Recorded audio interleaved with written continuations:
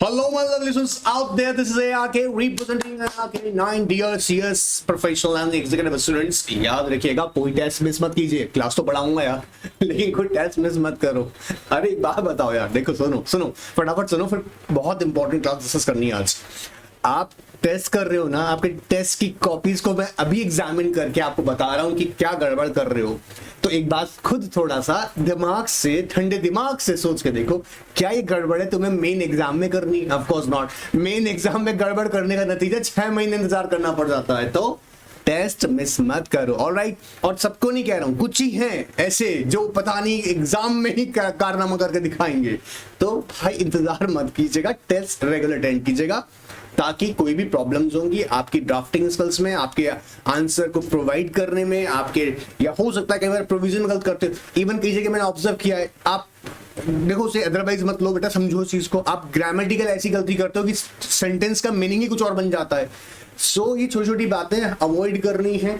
ये इससे marks cut जाता है ना आपके. आप मेहनत भी खूब कर रहे हो, फिर मार्क्स नहीं आ रहा है. क्यों नहीं आ रहा है? कहीं ना कहीं कॉपी में गड़बड़ हो रहा है. बात पकड़ में आया? सो ध्यान से अपना कोई भी टेस्ट मिस मत कीजिएगा. ऑलराइट, चलिए क्लास स्टार्ट करते हैं. इंपॉर्टेंट क्लास है भाई, ध्यान सुनना पूरा. सेक्शन 6 ऑफ कंपटीशन एक्ट 2002 बात करने वाला हूं. कौन सा? सेक्शन 6. 5 डिस्कस कर लिया था. 5 में हमने बात की थी थ्रेशोल्ड्स की, और 6 कहता है भैया वो थ्रेशोल्ड्स, फाइनेंशियल थ्रेशोल्ड्स अगर अचीव हो गई, अगर कॉम्बिनेशन हो रहा है, अब रिपीट नहीं करूंगा, अब रिवाइज नहीं करूंगा, बता दूं सीधा सीधा, अगर कॉम्बिनेशन हो रहा है और वो कॉम्बिनेशन फॉल होता है as per section 5 of competition act 2002, तो फिर भैया जाना पड़ेगा कहां पर? इसकी तरफ, सेक्शन 6 की तरफ. सेक्शन 6 क्या कह रहा है? Regulation of combination. मेरे साथ बोलो, रेगुलेशन ऑफ कॉम्बिनेशन. वापस से, रेगुलेशन ऑफ कॉम्बिनेशन. सेक्शन 6 कह रहा है, ध्यान सुनना, बहुत ध्यान सुनना. सेक्शन 6 कह रहा है कि भाई कोई भी पर्सन एंटरप्राइज कॉम्बिनेशन में एंटर नहीं होगा. अभी सुनते ही क्या लगता है कि अच्छा जी हम मर्जर नहीं करें, अमलगमेशन नहीं करें, एक्विजिशन नहीं करें. अरे सब्र तो कर लो. कह रहा है no person or enterprise shall enter into combination which has appreciable adverse effect on competition. which has appreciable adverse effect on competition. याद करना है, मेरे साथ बोलो. क्या कह रहा है? No enterprise or person shall enter into combination which has appreciable adverse effect on competition. और अगर आप अभी देखो, सुनो, ध्यान सुनना, फिर एंटर हो रहे हो तो आपको क्या करना होगा? आपको नोटिस देना होगा सीसीआई को. ध्यान सुनो ना, नोटिस देना होगा सीसीआई को. अब तुम इतना लंबा चौड़ा पढ़ोगे ना, पहले सुन लो, समझ लो, फिर रीड कर लेंगे, और फिर कोई क्वेरीज होंगी वो डिस्कस कर लेंगे, और फिर लास्ट में टेस्ट करेंगे. टॉपिक पे कमांड आ जाएगा. ध्यान सुनना वापस. सेक्शन 6 क्या कह रहा है? No person or enterprise shall enter into combination which has appreciable adverse effect on competition in the relevant market in India. In relevant market in India. बोला तो ठीक है. तो क्या सीसीआई ने मना कर दिया? मैं बोल दूं नहीं. सीसीआई ने कहा है आप अगर कॉम्बिनेशन कर रहे हैं तो उसका एक नोटिस, आसान सुनना, एक एक टेक्निकल वर्ड बोल दूं, प्रपोज्ड कॉम्बिनेशन का. कॉम्बिनेशन नहीं, प्रपोज्ड कॉम्बिनेशन. प्रपोज का मतलब क्या है? अभी कंप्लीट नहीं हुआ है. कंप्लीट नहीं हुआ है, कंप्लीट हो ही गया तो फिर हमको बता के कर क्या रहे हो? तो सीसीआई क्या कह रहा है? Proposed combination. वापस सुनो वर्ड क्या है? Proposed combination. प्रपोज्ड कॉम्बिनेशन है, अभी फाइनलाइज नहीं हुआ है. अब डायरेक्टर्स ने कंपनी के, जी हाँ, क्योंकि जो जो कंपनीज, याद रखिएगा, इन्वॉल्व होंगी कॉम्बिनेशन में, उनके बोर्ड ऑफ डायरेक्टर्स अपनी बोर्ड मीटिंग में डिसीजन लेंगे कॉम्बिनेशन को लेके, और वो प्रपोज्ड है, फाइनलाइज नहीं हुआ है. सो नोटिस देना होगा. अब ध्यान सुनना वापस, नोटिस देना होगा. और नोटिस देने के लिए एक स्केड्यूल नाम की चीज होती है. सर स्केड्यूल, जी हाँ, स्केड्यूल सेकंड. ये स्केड्यूल सेकंड कहां से आया? ये आया कॉम्बिनेशन रेगुलेशन 2011 से. वापस बोलो, कॉम्बिनेशन रेगुलेशन 2011 से. सर लिखवा के याद करवा दीजिए. तुम्हारे लिए कुछ भी, तुम बस जी तोड़ मेहनत करो, कुछ भी. आओ देखो, कॉम्बिनेशन, कॉम्पिटिशन रेगुलेशन की बात करेंगे. कॉम्पिटिशन रेगुलेशन 2011, इसका एक स्केड्यूल, जो स्केड्यूल बात करता है कौन सा? Second, schedule second. Schedule second. इसमें बेटा 2 फॉर्म्स होते हैं, ठीक है? स्पेसिफिकली जो 2 फॉर्म्स बताए गए हैं, एक फॉर्म बोला गया है फॉर्म सेकंड, और एक फॉर्म हमारे दिया गया है फॉर्म थर्ड. फॉर्म थर्ड का यूज क्या होगा बताता हूं, वो भी इंपॉर्टेंट है. फॉर्म सेकंड जो है ना बच्चा, ध्यान सुनना, फॉर्म सेकंड जो है, ध्यान सुनना, फॉर्म सेकंड जो है वो फॉर्म सेकंड किसकी बात कर रहा है? वो कह रहा है अगर आपकी कंपनी कॉम्बिनेशन में, जी हाँ, कॉम्बिनेशन करना चाह रही है, आपकी कोई पर्सन है, एंटरप्राइज है, पर्सन यहां पर ब्रॉडली डिफाइन किया जा रहा है, याद रखिए पर्सन एंटरप्राइज। देखो जिन बच्चों ने है ना एग्जीक्यूटिव में यहां पर्सन का डेफिनेशन पढ़ा हुआ है, ठीक है, आई अंडरस्टैंड एग्जीक्यूटिव वालों को मैं उम्मीद कर रहा हूं कि आप आगे का क्लास देख रहे हैं, बेसिक्स कॉन्सेप्ट्स क्लियर होंगे, नहीं है कोई बात नहीं, इसका अलग से पुराना क्लासेस हमारे पास रेडी है, आप वो डिमांड कर सकते हो, 99 के व्हाट्सएप पर भेजिएगा, मैं वहां से प्रोवाइड कर दूंगा। ऑलराइट, नाउ पॉइंट पे आते हैं। सो यहाँ पर्सन और एंटरप्राइज अगर कॉम्बिनेशन में एंटर हो रहा है तो नोटिस देना पड़ेगा। बोलो ठीक है, किसको नोटिस देंगे? Notice to CCI. वापस सुनो फटाफट से, नोटिस टू किसको देंगे?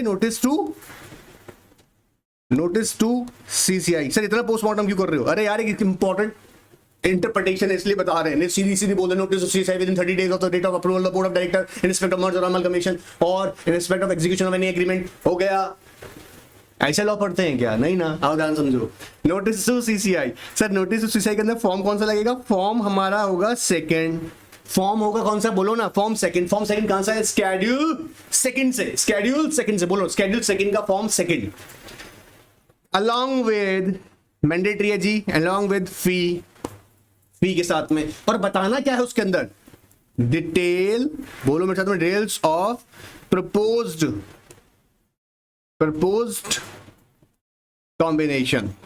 याद रखिएगा मैं शॉर्ट में लिखता हूं क्योंकि मेरा मेन फोकस है आपको बुलवाना, याद करवाना, ठीक है। वर्ड्स तो मैं पूरी बुक ही ये पूरी बुक क्यों लिखी हुई है यहाँ पर, मैं ही लिखता रहूंगा बार बार क्या? नहीं, मेरा मेन पर्पस है बुलवाना। आप जितना बोलेंगे ना, याद रखेगा, साइंटिफिक है, याद रहेगा।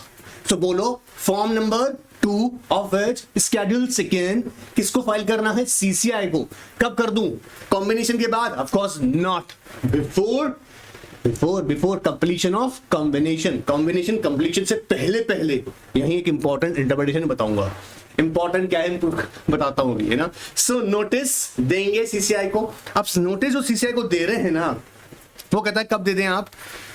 तो इंटरप्रिटेशन ये है कि पहले तो डेडलाइन जो दे रखा था 30 डेज, क्या सर वो डेडलाइन हट गया है? नहीं, डेडलाइन एज इट इज है। डेडलाइन मतलब यहां पर 30 डेज का पीरियड जो है वो एज इट इज है, क्योंकि जैसे ही कंपनी के मतलब जो कंपनीज कॉम्बिनेशन में एंटर हो रही हैं, ऑफ कोर्स 2 और मोर कंपनीज कॉम्बिनेशन में एंटर हो रही होंगी, ऐसे केस के अंदर उन दोनों कंपनीज के बोर्ड ऑफ डायरेक्टर्स, उन सारी कंपनीज के 2 और मोर कंपनीज जिनके board of directors board meeting में डिसीजन लेंगे, मतलब अप्रूव करेंगे किसको? मर्जर है, अमलगमेशन है, ठीक है। तो यहां से बोलता है 30 डेज, यहां से 30 डेज आपने डिसीजन ले लिया आपकी बोर्ड मीटिंग में कि हाँ जी आप प्रपोज्ड कॉम्बिनेशन के लिए जाना चाहते हैं, प्रपोज्ड कॉम्बिनेशन के लिए, तो 30 डेज के अंदर सीसीआई को फॉर्म नंबर 2 के अंदर, कौन सा फॉर्म में? फॉर्म नंबर 2 के अंदर, कहां लिखा है? स्केड्यूल सेकंड के अंदर है, वो आप फाइल कर दीजिएगा। या अप्रूव कर रहे हैं आप, क्या अप्रूवल तो पहला केस आ गया, approval of board of directors of the enterprises. Second आएगा execution of any agreement in respect of acquisition. Sir ये मैं लिखूं क्या? नहीं, कहीं नहीं लिखना है आपको, अपनी कोई नोट नहीं करना, अभी कोई नोट नहीं करना। हाँ फॉर्म जरूर लिख लेना, क्योंकि फॉर्म आपका बुक में बता ही रखा है। सर मजा आ गया, याद नहीं करेंगे, अरे तुम एग्जामिनर का भरोसा मत करो, तुम लिख के चलो, ठीक है। ये सिर्फ अभी रेफरेंस के लिए बता रहा हूं, ध्यान सुनना वापस से फटाफट से, देखो कौन सा जल्दी समझना है यार। स्केड्यूल सेकंड में फॉर्म 2 है जो नोटिफाई कर रहा है किसको? प्रपोज कॉम्बिनेशन की डिटेल्स को। प्रपोज कॉम्बिनेशन की details, one more time, propose combination detail को किसको बताना है? सीसीआई को। कब बताना है? With in 30 days. With in 30 days का मतलब क्या है? विद इन 30 डेज का मतलब है जब वो अप्रूव होगा board of directors of the all companies, मतलब जो कॉम्बिनेशन में इन्वॉल्व है उन कंपनीज के बोर्ड ऑफ डायरेक्टर ने अप्रूव किया है या एक्विजिशन किया है, शेयर एग्रीमेंट एग्जीक्यूट किया है या आपने एक्विजिशन किया है, उसका डिटेल्स के अंदर। बोलो सर ठीक है, ये बात तुमको क्लियर हो गया, ठीक है। अब क्या होगा ना आगे, ध्यान सुनना, यहां से जैसे ही ये फॉर्म आपका 2, फॉर्म नंबर 2 जैसे ही सीसीआई के पास आ गया, सीसीआई इसके साथ डील करेगी। इसमें अब देखो अगड़म झगड़म लगाने वाली है। सीसीआई कहेगी हम इसमें सेक्शन 29, 30 और 31 अप्लाई करेंगे। जैसे ही फॉर्म 2 आ गया, सीसीआई क्या करेगा? सेक्शन 29, 30 और 31 अप्लाई करेगा। सर ये क्या है सेक्शंस? इंक्वायरी इंटू कॉम्बिनेशन, याद आ रहा है। 30 जो है स्पेसिफिकली बात ही इससे करता है, सेक्शन 6 सेक्शन 2 के बारे में। जैसे ही याद रखिएगा सेक्शन 6 सेक्शन 2 के अंदर नोटिस मिलता है सीसीआई को, सीसीआई डील करती है इसकी, इन्वेस्टिगेट करती है इसको कि भैया ये कहीं एडवर्स एप्रिशिएबल एडवर्स इफेक्ट तो नहीं छोड़ेगा कंपटीशन पे, ठीक है, इन इंडिया। 31 की बात करें, ऑफ कोर्स यहां पर भी सर्टेन ऐसे कॉम्बिनेशन जिसको इन्वेस्टिगेट करती है, इंक्वायरी करती है इसके ऊपर, सॉरी इंक्वायरी करती है किसके ऊपर, on certain matters of combination. Titles sections के देखो ये लिखे हुए हैं, घबराना इसलिए नहीं, 29, 30, 31 डिटेल में हम आने वाले सेशंस में भी कवर करने की कोशिश करेंगे, लेकिन क्योंकि यहां पे बात आ रही है बीच में इसलिए बता रहा हूं। तो 29 किसकी बात करता है, procedure for investigation of combination, 29 inquiry into disclosure, section 6 section 2 जो कि हम बात कर रहे हैं। 31 कहता है order of commission on certain combinations, clear है। तो सीसीआई क्या करेगा बेटा, ध्यान सुनिएगा, इन सेक्शंस में डील करेगा, और लॉ मेकर्स ने ये कहा सीसीआई क्या ध्यान रखना है तुम्हें, ये काम तुम्हें कंप्लीट कर देना है विद इन 210 डेज। मतलब सर ध्यान सुनना, एक लैंग्वेज बड़ी अच्छी बता रहा हूं याद करवाने के लिए, नो कॉम्बिनेशन शेल, कॉम्बो नहीं है कॉम्बिनेशन है, ठीक है, शॉर्ट में लिख रहा है, no combination shall come into force until 210 days has elapsed or order of CCI under section 31 जो हम बात कर रहे हैं, ठीक है। मतलब यहां पर लॉ मेकर्स ने साफ साफ कहा सीसीआई आपके पास जैसे ही फॉर्म 2 की एप्लीकेशन आई है सेक्शन 6 सेक्शन 2, आप क्या करेंगे, उस मैटर को 210 डेज के अंदर आप कंप्लीट कीजिएगा। अगर आप 210 डेज के अंदर कंप्लीट नहीं करते हैं तो भैया वो हमको ऑटोमेटिक उसको अप्रूव माना जाएगा। अच्छा, दूसरी इंपॉर्टेंट बात क्या कहती है यहां पर, ये कहा कि 210 डेज में, या फिर आपने जो ऑफ कोर्स इस पे इंक्वायरी किया, आपके पास 31 के अकॉर्डिंग आपने सेक्शन 31 के अकॉर्डिंग इंक्वायरी किया, इन दोनों में से जो पहले इंसिडेंट हो जाए, which ever is earlier.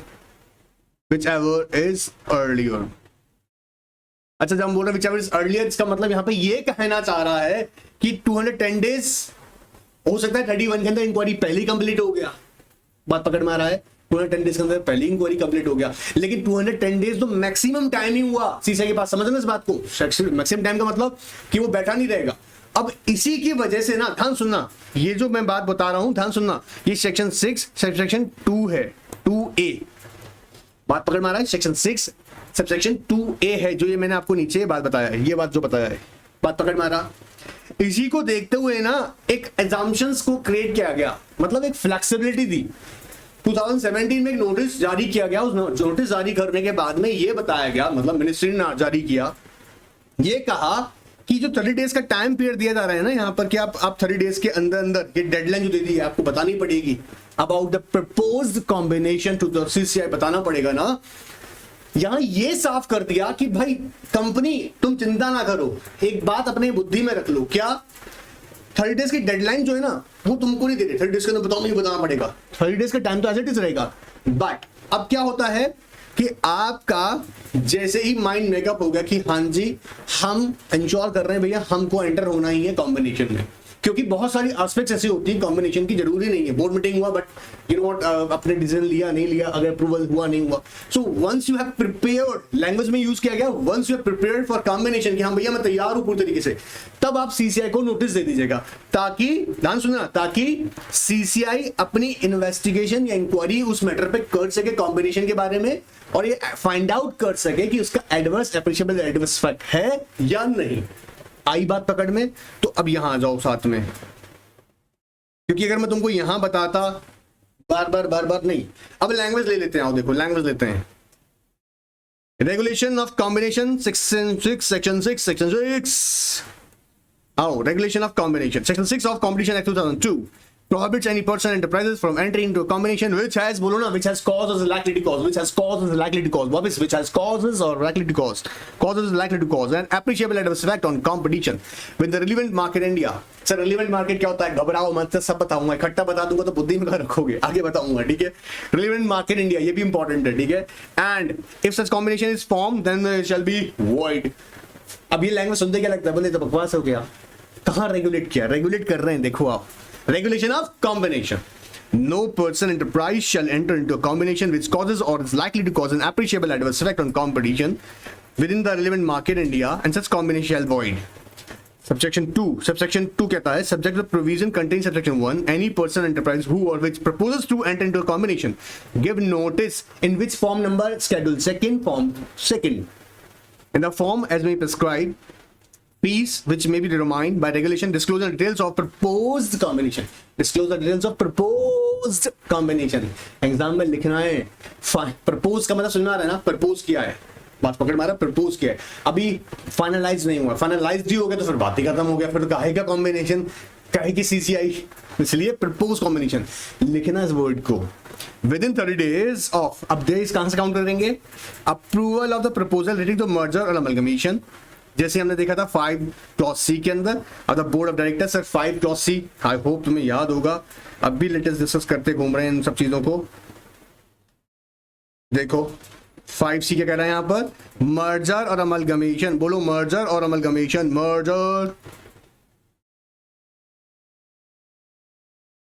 Merger or amalgamation also with in the ambit of combination. Merger or amalgamation को लेके 2 कंपनीज हैं, उनके बोर्ड ऑफ डायरेक्टर क्या करेंगे, मर्जर अमलगमेशन को अप्रूव करेंगे, वहां से 30 डेज का मतलब जब वो फाइनलाइज हो रहा है, ठीक है, दे आर एक्चुअली रेडी, कि कंपनी रेडी है, ऐसा नहीं है कि रेडी है नहीं और डाल दिया आपने और अप्रूवल के लिए फंस गए, नहीं, हम रेडी हैं जी. Alright, enterprise concerned with such merger or amalgamation and execution of any agreement or document for acquisition. Execution of any agreement or document for acquisition, as per section 5 clause A and B. Alright, जिसमें हमने कहा था acquisition of voting rights, shares, assets, control over the enterprises, जो बात की थी हमने 5, ठीक है, 5 clause A और B के अंदर. Alright sir, अब देखो subsection 2A. Subsection 2A क्या कहता है? No comment shall come into effect until 210 days have passed from the day on which notice has been given to the commission. पहली बात तो सेम बोली, और आगे देखते हो, और commission has passed an order in section 31 whichever is earlier. याद हो रहा है? ठीक है सर. फिर आगे देखो, commission shall after receipt of notice under section 2 deal with the notice in accordance with the section 29, 30 and 31. 29, 30, 31 देखो. 29 क्या कहता है, procedure for investigation of combination. फिर आगे बात करता है इंक्वायरी इनटू कॉम्बिनेशन और sorry inquiry of disclosures. Disclosure मतलब जो आपने फाइल किया होगा फॉर्म 2 उसकी इंक्वायरी. एंड 31 में order of commission certain combination. ठीक है सर. नाउ यहां तक बात पकड़ में आया, सेक्शन 3 तक. उम्मीद है सिंपल सा बात है, कोई डिफिकल्ट नहीं है. ठीक है, अब यहां पर एग्जाम्पशन देता है. सेक्शन 6 से एग्जाम्पशन मिल रहा है. किस किस को एग्जाम्पशन मिल रहा है ये भी सुनो ध्यान से, फटाफट से ध्यान सुनना, एकदम ध्यान सुनना. सर मतलब कॉम्बिनेशन भी होगा क्या, एक्विजिशन भी होगा, बात पकड़ना मेरी बात को बहुत ध्यान से, लेकिन फिर भी एग्जाम्पशन मिल जाएगा. कैसे, ध्यान सुनिएगा. कहता है, ध्यान सुनना, पब्लिक फाइनेंशियल इंस्टीट्यूशन, PFII, बोलो मेरे साथ, पब्लिक फाइनेंशियल इंस्टीट्यूशन, बैंक, बोलो बैंक, वेंचर फंड, अरे चल जा भाई, venture capital fund, foreign investment polio, sorry foreign institutional investors, foreign institutional investors. 4 category ऐसी बना रहे हैं. ये 4 कैटेगरी अगर कोई लोन एग्रीमेंट या इन्वेस्टमेंट एग्रीमेंट, लोन एग्रीमेंट या इन्वेस्टमेंट एग्रीमेंट के तहत किसी एंटरप्राइज के शेयर्स या सिक्योरिटीज क्या करते हैं, सब्सक्राइब करते हैं या एक्वायर कर रहे हैं. अरे क्या चक्कर है, एक्वायर कर रहे हैं, ठीक है, बात समझना. सब्सक्राइब कर रहे हैं, एक्वायर कर रहे हैं, और उसके कॉन्सिक्वेंसेस भी हैं. कॉन्सिक्वेंसेस क्या है कि अगर मान लीजिएगा डिफॉल्ट कर दिया and suppose in repayment of loan, जैसे मान लीजिए कंपनी ने लोन लिया, उसके लिए अपने सरेंडर करा, मतलब सॉरी प्लेज किया शेयर्स को, शेयर्स प्लेज करा, पता लगा कंपनी ने डिफॉल्ट करे इन रीपेमेंट ऑफ लोन, तो बैंक के पास उस एग्रीमेंट में राइट है कि वो उसके शेयर्स पे कब्जा कर लेगी. अब ये तो क्या हुआ भाई, ये तो ऑर्डिनरी कोर्स ऑफ बिजनेस हुआ ना बैंक के लिए. अच्छा ऐसे ही अगर कोई इन्वेस्टमेंट एग्रीमेंट है, अब आप देखते हैं फॉरेन इंस्टीट्यूशनल इन्वेस्टर्स हैं, वेंचर कैपिटल फंड है, इनका काम क्या है, ये फंड जस्ट में इन्वेस्टमेंट्स हो रही है, ये इन्वेस्टमेंट्स करते हैं, तो बोले तो ऑर्डिनरी कोर्स ऑफ बिजनेस है इनका। अच्छा तो ऐसा केसेस में कॉम्बिनेशन तो हो रहा है, बट ये एग्जाम्प्ट हो जाएंगे, इन्हें ये सेक्शन 6 का प्रोसीजर फॉलो नहीं करना पड़ेगा कि भाई फॉर्म 2 उठाओ, सीसीआई को जाके इंटीमेट करो 30 डेज के अंदर, फिर उसके बाद में वेट करो, और फिर सीसीआई इन्वेस्टिगेट करेगा, इंक्वायरी करेगा, 29, 30, 31 चलेगा, वो काम नहीं होगा। तो क्या करना है इनके लिए एक मैंडेटरी करा कि बोले आपको क्या करना पड़ेगा कि आपको ना form 3 of schedule again second, जो मैंने आपको बताया था अभी ऊपर ये फॉर्म यहां पर, ठीक है, इनको ये जब भी ऐसा कोई ट्रांजैक्शन कर रहे हैं जो कि which amounts to a combination, तो इन्हें form 3 of schedule second within 7 days of the execution of any agreement in respect of, चाहे वो लोन एग्रीमेंट हो या इन्वेस्टमेंट एग्रीमेंट हो, उसका 7 डेज के अंदर उसका डिटेल आपको जाके सिर्फ सबमिट कर देना है सीसीआई को। याद हुआ मेरा बच्चा? कोई दिक्कत? चलो आओ,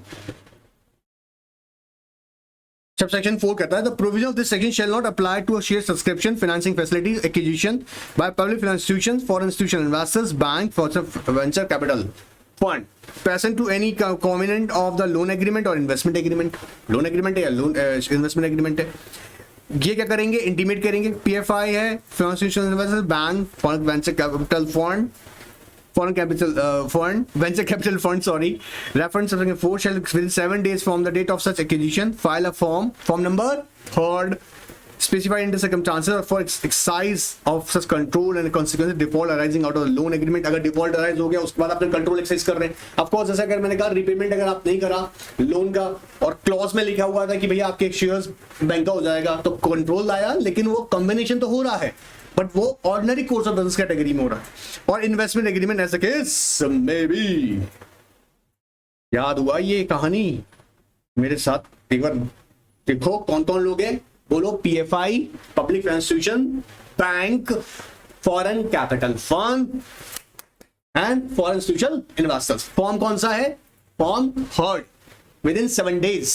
ऑलराइट, चलिए अब यहां पर है ना आगे इतना बता रखा है कि भैया इन्होंने define foreign institution investor, foreign capital fund, जो कि आपको ऑफकोर्स इनकम टैक्स एक्ट 1961 में जो डेफिनेशन डिस्क्राइब की हुई है वही एड्रेस लेने की कौन होता है, ठीक है। तो मुझे नहीं लगता मुझे यहां इसको बताने का जरूरत है कुछ। अब यहां पर है ना देखो, ये जो पैराग्राफ है इसी की वजह से मैं तुमको इतनी देर से बार बार कहानी सुना रहा हूं। यहां पर यही बात बताई गई है कि प्रपोज कॉम्बिनेशन। अब यहां पर एक इंपॉर्टेंट लाइन है ना, तुम्हें उसको मैं लेके जाऊं, ऊपर से यहां तक का बात तो बार बार वही है, ठीक है। यहां से आओ, देखो ध्यान सुनना, हाईलाइट कर रहे हैं, the provisions made in the regulation 5 subsection 8 also betters the afforded conclusion.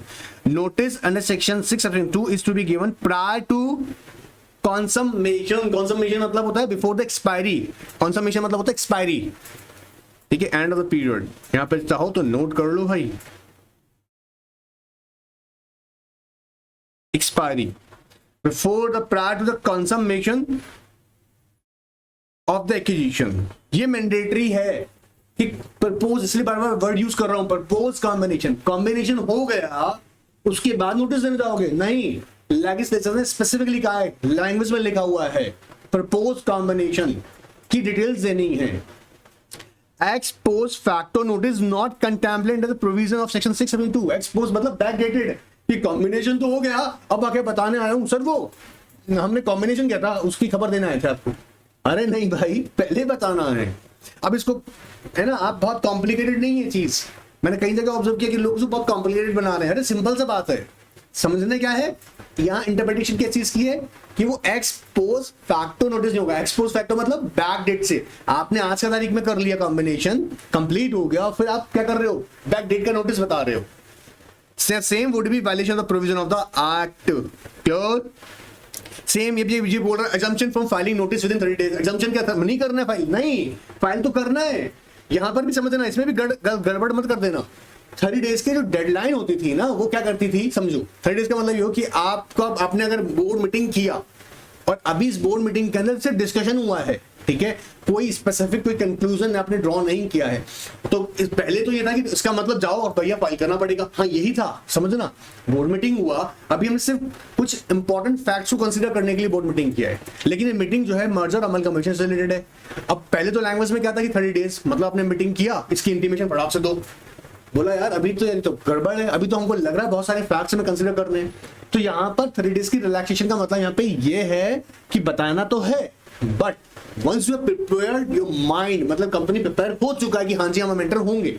Language देखो यहाँ पर क्या लिखा हुआ है, The SAD notification does away with the deadline of filing notice within 30 days and provides parties the flexibility to file combination when they are ready to file a notice with the commission. It doesn't mean that कि 30 days में करना नहीं है, करना तो है अभी भी, बट कंपनी अब रेडी है। पहला ही बोर्ड मीटिंग किया, कोई कंक्लूजन ड्रॉ नहीं हुआ, लेकिन बताना पड़ेगा। लैंग्वेज तो ये कह रही थी, बोला ऐसा नहीं है, आप जब रेडी हो चुके हैं पूरी तरीके से, लेकिन मैंडेटरी क्या है, मैंडेटरी का मतलब नहीं कॉम्बिनेशन करके आके रेडी हो रहे हो। कर लिया सर हमने, सर हमारा प्रूव हो गया, सर सारे काम करके आ गए, हमारा कॉम्बिनेशन मतलब मर्जर फाइनलाइज्ड हो गया है, सब कुछ अच्छा चल रहा है, ये नोटिस देने आए हैं। अरे ये नहीं चलेगा, एक्सपोज फैक्टो नोटिस नहीं चलेगा। Of course, parties need to ensure that the combination is not acted upon unless same is approved by the commission. That is very very important line कि भैया ये नहीं है कि आप फाइनलाइज कर लीजिए, जब तक इसे CCI अंडर 210 डेज और सेक्शन 31 वाला whichever जब तक नहीं कर देगा तब तक नहीं माना जाएगा। Assumption specified institution अभी के पूरा पढ़ाया है आपको। PFI है, बैंक है, foreign capital foreign institution investor है, वेंचर कैपिटल फंड है, they are exempted but they are required to file form हर express schedule second within period of 7 days। याद हो रहा है? बोलो मेरे साथ, पढ़ाई का मजा लो यार, हाँ डल होके नहीं पढ़ना है, जोश के साथ पढ़ो। ऑलराइट सर, चलिए ये पूरा कहानी वापस वही बता दिया है, अब पूरा याद करवाया। देखो फॉर्म नंबर 3 शेड्यूल सेकेंड किसका है, combination regulations 2011, examination to banking sector and oil and gas sectors. अच्छा एक चीज, कॉम्बिनेशन रेगुलेशन है, हाँ या मैंने इसको कंपटीशन लिख दिया है, कंपटीशन नहीं है कॉम्बिनेशन है, ठीक है कॉम्बिनेशन, ठीक है सर आपकी लैंग्वेज वैसे भी राइटिंग समझ में नहीं आ रही है। अरे भाई वो कॉम्बिनेशन रेगुलेशन है। All right. Assumption to set, of course, banking sector and all sector. Sir अभी 2 मिनट में याद हो जाएगा, इसका डिटेल में जाने का कोई जरूरत नहीं है, इतना जरूर याद रखना है। सुनो, इतना जरूर याद रखना है, क्योंकि ना एक्चुअली मैं आपको बता दूं, वैसे तो इसमें पढ़ने के लिए बहुत कुछ है, जब हम मोटिवेशन पढ़ेंगे ना इसमें बहुत कुछ है पढ़ने के लिए, ठीक है। आप प्रैक्टिस में आएंगे तो आपको ऑफकोर्स डिटेल में पढ़ेंगे इस चीजों को। एकेडमिक पार्ट में अगर देखा जाए तो इन्होंने सिर्फ थोड़ा इतना बता दिया कि रीजनल रूरल बैंक्स हैं, बोले साथ बोलो रीजनल रूरल बैंक्स हैं, नेशनलाइज्ड बैंक है, पता है ना regional rural bank, I hope so regional rural banks हैं, ठीक है, या नेशनलाइज्ड बैंक्स हैं, या कोई ऐसी कंपनी जो ऑयल एंड गैस सेक्टर्स में, ऐसी enterprises oil and gas sectors के अंदर एंगेज्ड हैं, इनको ना अजम्पशन दे दिया गया है 6 से, मतलब इनको ना ये जो CCI का रूट है, CCI से अप्रूवल वाला रूट है, वो नहीं करना पड़ेगा। ऐसा क्यों कर रहे हैं? देखो सिंपल सी बात है, कंट्री की अगर इकोनॉमी को बहुत शानदार लेवल पे लेके जाना है ना, समझो खास तौर से इंपॉर्टेंट है चीज, तो कुछ ऐसे सेक्टर्स को आपको ना रिलैक्सेशन देना पड़ेगा। रिलैक्सेशन का मतलब यहाँ पर रिलैक्सेशन परमानेंट नहीं है, ये रिलैक्सेशन 5 ईयर के लिए है by the notice of the central government, 5 year के लिए। सेंट्रल गवर्नमेंट को लगता है कि भाई यहाँ पर भी अब कॉम्बिनेशन होना चाहिए, यहाँ पर भी एंटी कंपैरेटिव प्रैक्टिस हो रही है।